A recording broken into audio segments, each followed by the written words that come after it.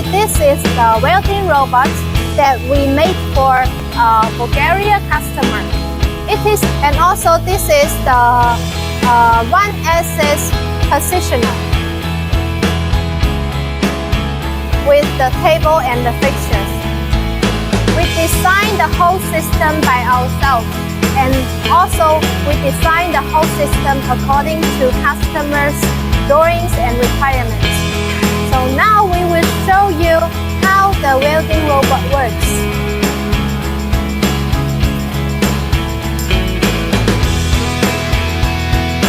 So this is the final welding quality of the TIG welding.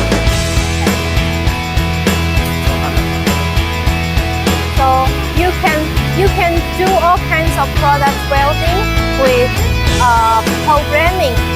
We can do the programming on the controller, and also we can make different types of positioner. We have 1-axis, 2-axis, and 3-axis positioner according to different products.